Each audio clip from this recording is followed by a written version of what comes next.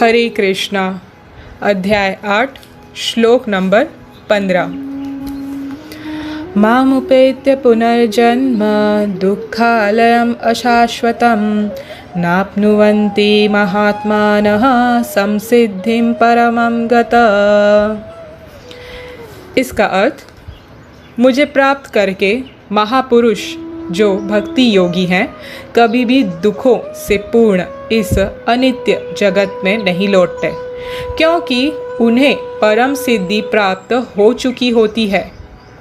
इसका तात्पर्य, चूँकि यह नश्वर जगत जन्म, जरा तथा मृत्यु के क्लेशों से पूर्ण है, अतः जो परम सिद्धि प्राप्त करता है और परम लोक कृष्ण लोक या गोलोक वृंदावन को प्राप्त होता है, वह वहाँ से कभी वापस नहीं आना चाहता। इस परम लोक को वेदों में अव्यक्त अक्षर तथा परमागति कहा गया है। दूसरे शब्दों में यह लोक हमारी भौतिक दृष्टि से परे है और अवर्णनीय है, किंतु यह चरम लक्ष्य है जो महात्माओं का गंतव्य है। महात्मा अनुभव सिद्धि भक्तों से दिव्य संदेश प्राप्त करते हैं और इस प्रकार वे धीरे धीरे कृष्ण भावनामृत में भक्ति विकसित करते हैं और दिव्य सेवा में इतने लीन हो जाते हैं कि वे न तो किसी भौतिक लोक में जाना चाहते हैं, यहाँ तक कि न ही वे किसी आध्यात्मिक लोक में जाना चाहते हैं। वे केवल कृष्ण तथा कृष्ण का सामीप्य चाहते हैं, अन्य कुछ नहीं। यही जीवन की सबसे बड़ी सिद्धि है। इस लोक में भगवान कृष्ण के सगुणवादी भक्तों का विशेष रूप से उल्लेख हुआ है। ये भक्त कृष्ण भावनामृत में जीवन की परम सिद्धि प्राप्त करते हैं। दूसरे शब्दों में वे सर्वोच्च आत्माएं हैं। हरे कृष्णा। तो ये था श्रीला प्रभुपाद जी द्वारा दिया हुआ तात्पर्य दोस्तों। तो दोस्तों, एक सन्यासी एक बार बता रहे थे श्रीला प्रभुपाद के बारे में कि वो कितने महानुभाव हैं, कितने भगवान के शुद्ध भक्त हैं। उनकी अभी तक कुछ लोग एक एक तरह से अपने अपने हिसाब से बताते हैं कि गोलोक वृंदावन में वो किस तरह भगवान की सेवा कर रहे हैं, मगर अभी तक कोई ठीक से नहीं बता पाया है कि इतनी ऊंची जो आत्मा है, महान आत्मा है, हम आकलन भी नहीं लगा सकते इनके बारे में। तो वो सन्यासी बता रहे थे कि जब श्रीला प्रभुपाद को राधा रानी ने कहा कि आप जाइए उस मृत्यु लोक पर, भूलोक पर और लोगों को कृष्ण भक्ति का संदेश दीजिए और उनको इन परम धाम में लेके आइए, आप सिर्फ जाइए और ग्रंथ लिखिए। तो श्रीला प्रभुपाद ने राधा रानी से कहा कि ये कैसे संभव है, मैं नहीं जा सकता उस दुनिया में, मैं क्यों जाऊं वहाँ पे आप सबको छोड़ के, जब मैं यहाँ पे परम आनंद का अनुभव कर रहा हूँ। मगर राधा रानी के अनुग्रह पर श्रीला प्रभुपाद यहाँ पे आए। क्यों? उन्हें ग्रंथ लिखना था। किसके लिए? हमारे लिए, ताकि हम उसे पढ़कर उस नित्य धाम को चले जाए, नित्य भगवान की सेवा में लग जाए और परमानंद की आनंद की अनुभूति करें। मगर इस परमानंद की आनंद की जो अनुभूति है हमें दिलाने के लिए, आप सोचिए, ये महान आत्माएं इतना परम सुख छोड़कर, उस परम धाम को छोड़कर नीचे आते हैं भगवान कृष्ण के जैसे हम लोगों को क्या करने के लिए? लेके जाने के लिए। मगर हम क्या कहते हैं? नहीं, मेरे पास वक्त नहीं है, मैं नहीं आ सकता, मेरे यहाँ बीबी हैं, बच्चे हैं, खुद की बनाई हुई समाज है जिसमें मैं हर किसी को निशाना बनाते रहता हूँ और मिथ्या सुख के पीछे भागते रहता हूँ। देखिए कितने बड़े धोखे में हैं हम और कितना बड़ा नुकसान कर रहे हैं। ये महान आत्माएं हमें लेने के लिए परम धाम छोड़ के, परम आनंद छोड़कर हमें परम आनंद की अनुभूति देने के लिए आते हैं और हम इन पे ही उंगली उठाते हैं कि क्यों हम इनके साथ आए, क्यों इनकी बात सुने, क्यों हम इन कृष्ण भक्ति करें। आजकल समाज में लोग वैष्णव को देखकर धुतकारते हैं, साधु सन्यासियों को कहते हैं कि समाज के लिए ये लोग क्या कर रहे हैं। अरे समाज के लिए सबसे बड़ा काम यही लोग कर रहे हैं, ये वैष्णव ही कर रहे हैं, ये शुद्ध भक्त कृष्ण के यही कर रहे हैं। बाकी सब तो संसार चला रहे हैं, अपने सांसारिक कर्तव्य कर रहे हैं। वो कर्तव्य करते तो हैं, 4 पुरुषार्थ करे या ना करे, मगर ये जो 5वां पुरुषार्थ है जो शास्त्र बताता है कृष्ण भक्ति, ये हर किसी को करना है, क्योंकि ये आत्मा का उद्धार करता है, शरीर का नहीं।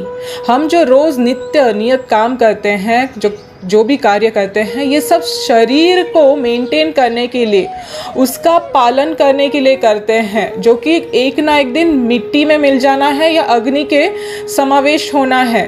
मगर आत्मा तो प्रयाण करते रहता है अनंत काल तक, जब तक उसके परम गंतव्य तक नहीं पहुंचता। तो ये हम क्यों नहीं सोचते हैं कि ये लोग हमारे लिए, हमारे उद्धार के लिए बात कर रहे हैं, हमारे परम गति के लिए बात कर रहे हैं, और हम इन्हीं को पूछते हैं। कितने मैंने घर में देखा है, ये दूसरे जो शुद्ध भक्त हैं उनके मुख से भी सुना है, मैंने खुद अपने आंखों से देखा है। जब हम प्रचार के लिए जाते हैं, बच्चे थोड़े से भी अगर इसमें रुचि दिखाते हैं और माला जपने लगते हैं, तो उनके माता पिता उनको डांटते हैं कि क्यों ये कर रहे हो, ये क्या बैठे बैठे तुम्हें खाना देने वाला है, लो जी लो, बात कर लो, अब ये उनको खाना देने वाला है। अरे आपको बचाने आए हैं वैष्णव, आपको बचा के लेके जाने आए हैं परम धाम, जहाँ पे जाने के बाद इस श्लोक में जैसे भगवान कह रहे हैं, वापस इस दुखमय संसार में आने के लिए नहीं पड़ेगा। जो हम रोज़ रोते रहते हैं ना, हाय हाय मेरा ये बिगड़ गया, हाय हाय मेरा इसने ऐसा बेड़ा गर्द कर दिया, वो हो गया, ये हो गया, ये रोना धोना मिथ्या सुख सब कुछ बंद हो जाएगा। और परम आनंद, परम आनंद का मतलब जानते हो आप, नित्य आनंद, जिसमें कोई भी दुख का क्लेश भी नहीं रहेगा, एकमात्र कल्मश कुछ भी नहीं बचेगा। आप खुशी ही खुशी का आनंद करेंगे उस लोक में। ऐसे परम लोक में लेके जाने के लिए वैष्णव इतनी मेहनत से, इतने कष्ट उठा के आते हैं, और हम देखिए, हम ऐसे कहते हैं। इसीलिए हमें बुद्धि लगाना चाहिए, हमें रोकना नहीं चाहिए जब कोई वैष्णव हमको ये कुछ अच्छा दे रहा है समाज में।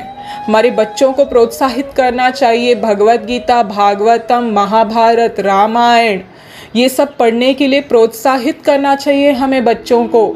बचपन से ही जब आ ई ई ABCD जो भी हम सिखाते हैं उनको, तब के तब उन बच्चों को श्लोक वगैरह, भजन वगैरह सिखाना चाहिए।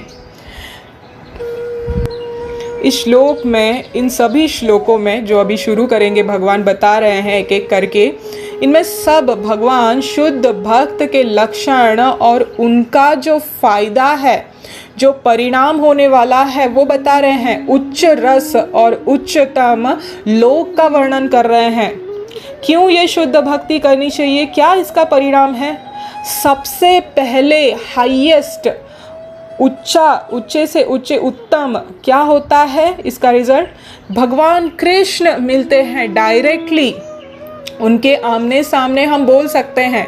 यहाँ पे लोग प्रधानमंत्री से मिलने गए तो फोटो खिंचवा के फेसबुक पे, व्हाट्सएप पे, स्टेटस पे डाल देते हैं खुशी के इससे। मगर आपने कभी सोचा भगवान से सन्मुख होकर उनसे बात करेंगे, उनके साथ आजीवन रहेंगे, तो कैसे अनुभव करेंगे आप। तो ये सबसे बड़ा उच्च जो है लक्ष्य है वो मिल जाता है। और दूसरी चीज़, एक बार इस उच्च लोक में प्रवेश करने के बाद, परम लोक में, धाम में जाने के बाद, वहाँ से पतन नहीं होता, वैकुंठ से वापस नहीं आना होता। वहाँ पे वो जो परमात्मा, महान आत्मा है, महानुभाव है, महापुरुष है जो भगवान कहते हैं, वो वहाँ पे नित्य सुख का अनुभव करते रहता है। तो वो इधर आने की सोचता तक नहीं, इस तरफ देखता भी नहीं है, इस भौतिक जगत तक। क्यों? क्योंकि यहाँ पे सब कुछ जो हासिल होता है, ये सब कुछ भौतिक होता है और वो क्षणिक होता है, क्षणभंगुर होता है। और पूरी तरह से दुखों से ग्रस्त होता है। आप एक इच्छा कीजिए, उसकी फल की प्राप्ति कीजिए, फिर आपको 10 इच्छाएं उसके साथ फ्री में मिल जाती हैं। वापस उस 10 इच्छाओं के लिए आपको गधे जैसी मेहनत करनी पड़ती है। वापस वो पूर्ति होने पर वापस 100 इच्छाएं प्रकट हो जाती है। ये मन का खेल है और ये मन पूरी तरह से हमको हमेशा सताते रहता है जब तक हम मृत्यु को प्राप्त नहीं होते, और वापस जब दूसरी शरीर लेते हैं वापस ये प्रक्रिया शुरू हो जाती है। इसीलिए बुद्धिमान जीव, भगवान हमेशा श्लोकों में कहते हैं, बुद्धिमान जीव इन चीज़ों को समझ जाता है और तुरंत से तुरंत यहाँ से निकलने का प्रबंध करता है। इसीलिए इंसान को हर तरह से कोशिश करना चाहिए भौतिक में जो कुछ भी कार्य कर रहे हैं तत्क्षण जितने जल्दी हो सके आध्यात्म की तरफ मुड़ जाए। जितनी जल्दी वो अध्यात्म की तरफ मुड़ जाएगा उसका जो प्रोसेस है ना उतना ही जल्दी शुरू हो जाएगा और स्मूथ हो जाएगा। चाहे वो भक्ति 100% पूरा देकर पूर्णता से करके अगर वो कृष्ण धाम इस जन्म में निकल जाता है तो उसकी राधे राधे हो जाती है, उसको आने की ज़रूरत नहीं पड़ती है। पर तो भी किसी कारणवश अगर तो भी कुछ त्रुटि रह गई और वो नहीं कर पाया, वो नहीं पहुंच पाया 100% तक, तो भी कोई टेंशन की बात नहीं है। भगवान ने जैसे हमें पहले के अध्याय में बताया था, कोई बात नहीं है, उसको मैं ऐसे घराने में जन्म दूंगा जहाँ पे उसका भक्ति सर्वश्रेष्ठ होगा और वहाँ से वो सीधे मेरे पास आ जाएगा, सीधे। तो इसीलिए कृष्ण भक्तों को किसी भी स्थिति में घबराने की ज़रूरत नहीं है। तो ये सगुणवादियों के बारे में इस श्लोक में भगवान वही बताते हैं कि ये महानुभाव, ये महान आत्माएं मुझे प्राप्त कर कर वापस इस जगत में नहीं आती। जिसको क्या कहा गया है, 2 शब्दों में उल्लेख किया है भगवान ने। ये मैंने दूसरे श्लोकों में भी आपको बताया था, दुखालयम अशाश्वतम। दुख का आलय है ये और अशाश्वत है, टेम्पररी है, परमानेंट नहीं है। और परमानेंट क्या है, अव्यक्त, अक्षर, परम गति। क्या है वो, भगवान का परम धाम, जो इन 3 नामों से इसको उल्लेख किया है, इसका बताया है भगवान ने। तो ऐसे धाम में जाना चाहिए जो अव्यक्त है, कभी व्यक्त नहीं हुआ है, प्रकट नहीं हुआ है, ये पहले से ही है वहाँ पर। ऐसे धाम को हमें निकल जाना चाहिए। ये क्योंकि हमारा परम गति है, जीव का परम गंतव्य है, फाइनल डेस्टिनेशन है। इसीलिए इस श्लोक पर हमें बहुत गहरी सोच लगानी चाहिए और समझना चाहिए कि क्यों ये भगवान कह रहे हैं। हरे कृष्ण कृष्ण कृष्ण हरे हरे, हरे राम राम राम हरे हरे। श्री कृष्ण भगवान की जय। श्रीला प्रभुपाद की जय।